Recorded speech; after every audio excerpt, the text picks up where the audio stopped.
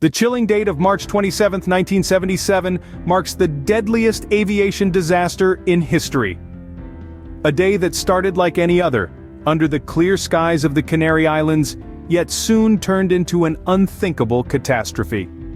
The stage of this tragedy was set at Los Rodeos Airport in Tenerife, now known as Tenerife North Airport.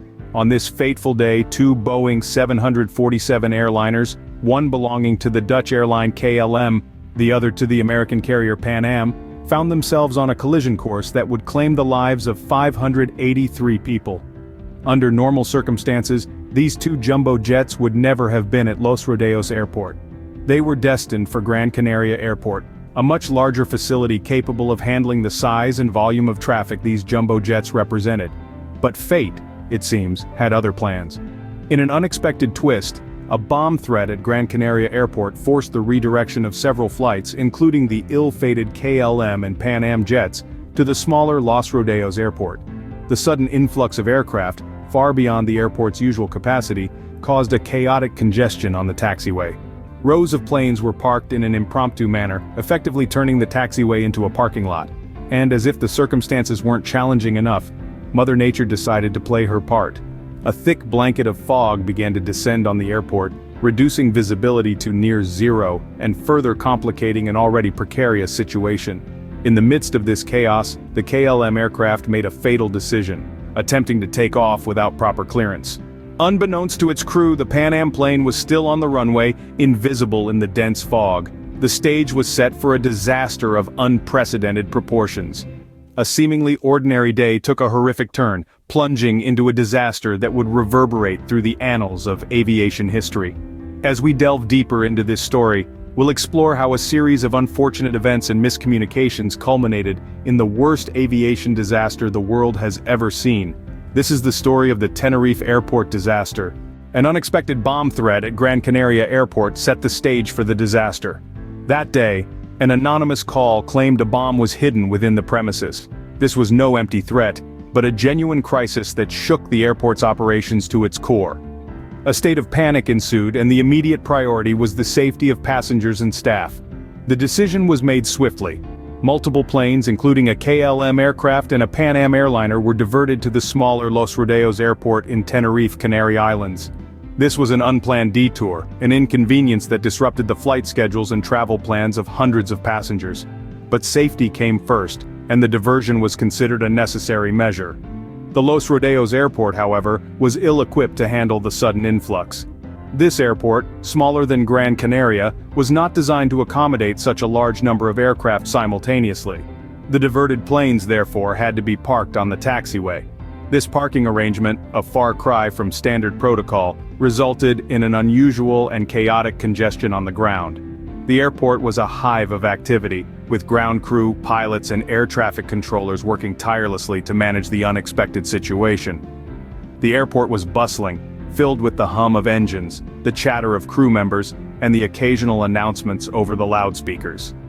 Meanwhile, the passengers, stranded within the confines of their respective aircraft, were growing increasingly restless. The diversion had disrupted their schedules, and the initial relief of escaping a potential bomb threat was slowly being replaced by frustration and anxiety. As the day progressed, the diverted planes remained parked on the taxiway, waiting for clearance to take off. Little did anyone know, these parked planes were creating the perfect setting for a disaster of unimaginable proportions. An unfortunate series of events was beginning to weave a tragic narrative. As if the situation wasn't challenging enough, nature threw in its own curveball. Picture this: you're already dealing with an unexpected influx of aircraft at a relatively small airport, and now, to add to the chaos, a dense, blinding fog descends over the airport. That's exactly what happened at Los Rodeos Airport on that fateful day in 1977. The fog, like an uninvited guest, made its presence felt at the worst possible time. It wrapped the airport in its cold, opaque embrace, rendering the already congested runway into a treacherous maze. The once visible taxiway lines and runway markers were swallowed by the fog, leaving pilots and air traffic controllers virtually blind to the unfolding disaster. Now imagine you're in the cockpit of one of those Boeing 747s. You're in unfamiliar territory, parked in a spot where you're not supposed to be, and you're relying on radio instructions to navigate your way out of this labyrinth. But the fog is thick. It's like trying to navigate through white soup. You're squinting at the windshield, straining your eyes to catch any hint of the path ahead. But all you see is a wall of white. It's disorienting, it's terrifying, and it's not just you. The control tower is also wrestling with the fog. They're trying to orchestrate a symphony of takeoffs and landings, but the fog has muted their vision. Their eyes, once sharp and vigilant, are now rendered useless by the fog's unyielding shroud. All they have are their ears, desperately listening to the crackling radio, hoping to piece together the puzzle of where each plane is and where it needs to go. In this foggy nightmare, communication was key, but with visibility close to zero, even the most experienced pilots and air traffic controllers were finding it hard to keep their bearings. The fog was not just a physical barrier but a psychological one, ramping up the stress levels in the cockpits and the control tower. In the thick fog, confusion was brewing, and a deadly error was just around the corner. In the world of aviation, a single miscommunication can have dire consequences. This truth was never more starkly illustrated than in the tragic events that unfolded at Los Rodeos Airport in 1977. In the midst of the chaos caused by the bomb scare and subsequent diversion of planes, a crucial miscommunication occurred. It was a miscommunication that would ultimately prove fatal. The KLM aircraft, under the command of an experienced pilot, was preparing to take off from the congested runway. The control tower, struggling to maintain order amidst the confusion, was in constant communication with the aircrafts. The fog, which had rolled in thick and fast, was a significant hindrance to visibility. It was under these challenging conditions that the fatal miscommunication occurred. The KLM pilot, believing he had received clearance for takeoff, began to speed down the runway. But in reality, the control tower had only given him clearance for taxiing, not for takeoff.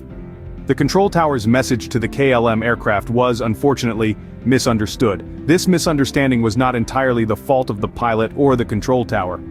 The dense fog, the congestion, the pressure to keep to schedule, all these factors contributed to the circumstances that led to the fatal misunderstanding. The control tower, realizing the imminent danger, tried to alert the KLM aircraft, but it was too late. The roar of the engines drowned out the desperate warnings. The KLM plane, now at full speed, was unstoppable. The Pan Am aircraft, still on the runway, was directly in its path. In that moment, the severity of the situation was chillingly clear to those in the control tower. A grave error had been made. A single miscommunication had set a catastrophic chain of events into motion. The stage was set, and the worst aviation disaster in history was seconds away from unfolding. In a tragic twist of fate, two giants of the sky met on the ground with devastating results. The KLM plane, heavy with fuel, roared down the foggy runway without clearance, its pilots oblivious to the catastrophe lying in wait. Unseen in the dense fog, the Pan Am plane was still taxiing on the same runway, its crew desperately trying to clear the path. The dreadful moment arrived with a roar and a flash of fire as the KLM 747 collided with the Pan Am airliner, creating a horrifying spectacle of twisted metal and flames. In an instant, the very symbol of human achievement became an instrument of disaster. The collision resulted in an inferno that claimed the lives of 583 people.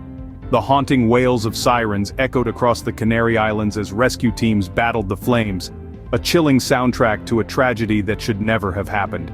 In the immediate aftermath, the world stood still, shocked by the magnitude of the catastrophe. The Tenerife Airport disaster, the deadliest aviation disaster in history, sent tremors across the globe. The loss was not just in human lives but in the confidence people had in the safety of air travel. However, from the ashes of this tragedy rose a renewed commitment to aviation safety. The disaster led to a complete overhaul of international aviation regulations, particularly focusing on improving communication protocols and runway procedures. It served as a catalyst for the development of modern crew resource management training, which is now a mandatory part of airline pilots' education worldwide. The Tenerife Airport disaster serves as a stark reminder of the perils of miscommunication and the relentless pursuit of safety in aviation. The echoes of this catastrophe continue to reverberate through the corridors of time, a sobering testament to the consequences of human error, and a reminder of the constant vigilance required to ensure such a disaster is never repeated.